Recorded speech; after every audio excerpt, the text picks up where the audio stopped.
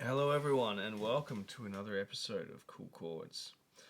I was teaching a student the other day, and one thing that we had to work on was I found that she was looking at the keys and looking at the music almost constantly, enough to make anyone dizzy, and I call it tennis eyes when the eyes go from left to right.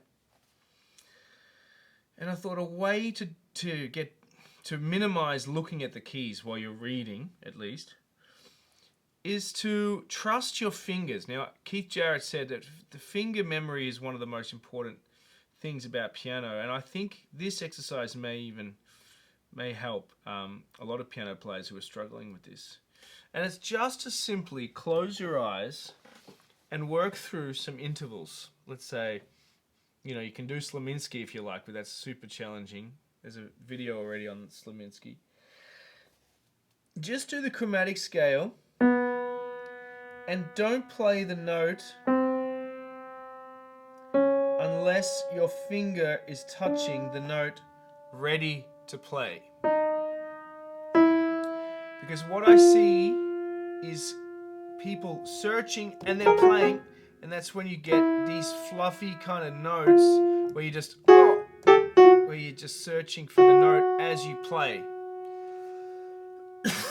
What I'm trying to do is minimize my guesswork and touch the note before playing.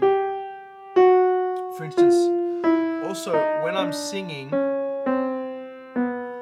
I'm also thinking of a note before I sing it. I don't just sing, That's also, you've got to use your ears. It's not your mouth that sings, it's your ears that sing. If it was just your mouth, you'll be out of pitch. You wouldn't hear any of the music previously. You wouldn't hear all the history. You sing with your ears. You sing the history. You sing the communication. You don't communicate unless you've got ears, really. It's not just a mouth exercise. You've seen people who just use their mouth. Donald Trump, he's a mouth person.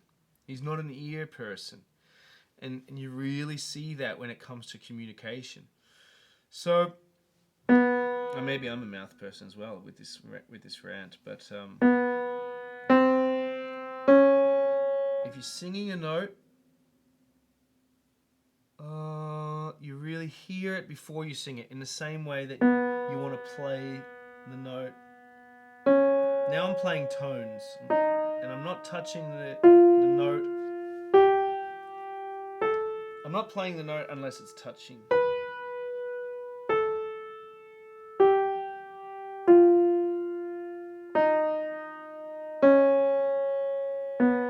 Yeah, good way to work on your legato as well. Of course, left hand. Try and build up speed if you can. Even just a major scale will do with your eyes closed. Building up trust between your fingers, your brain, and the keyboard. Fragmented, augmented, major thirds, minor thirds, diminished. Now let's see if I don't do this. I'm really jumping at the note, and I'm really not sure if I'm going to get the right note or not. This way I'm sure. So a great trick with me in sight reading, and I've had to get better at sight reading over the past because I've done a lot of accompanying at the conservatorium here in Den Haag, and a lot of sight reading, a lot of accompanying, classical as well as jazz, and actually a lot more classical than jazz.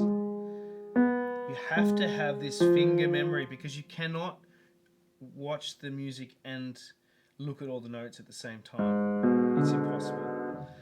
The last thing I'll try and do with this finger exercise, where I'm closing my eyes even as I do this video, is try and find a nice chord without doubling any of the notes. That's a really nice chord. You can try and work it out for me. Now, what I'm going to do is slowly go up by semitone and not touch And not play unless it's touching, ready to go.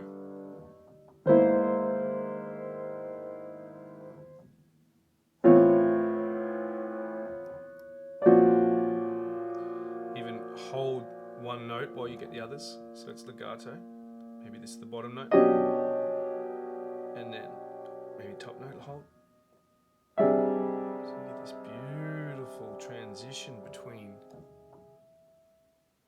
the chords, and you're sure. It's a little bit like yin yoga, where you have to really be mindful of everything that you're doing. And breathing as well.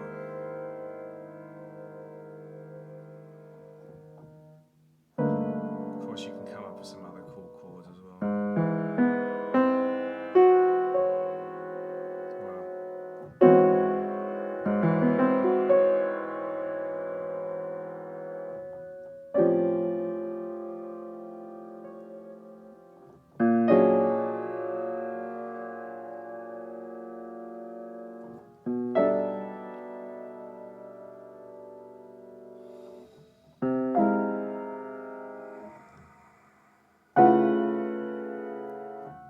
Really difficult to do without your eyes, but trust me, it's really going to help your Zen playing.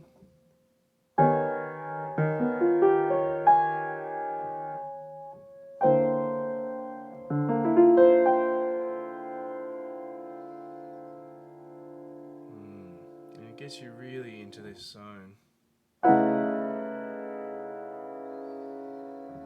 Feeling the notes before you play.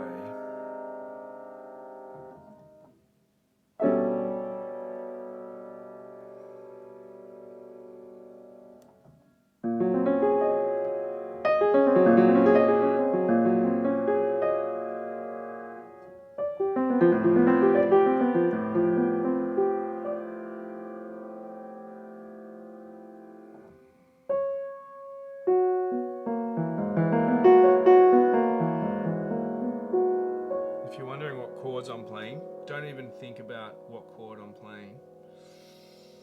Think about the makeup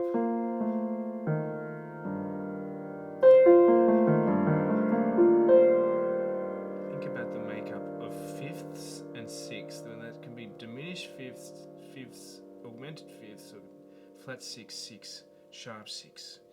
And what you get with these kind of intervals is you get this beautiful, I guess, symmetry.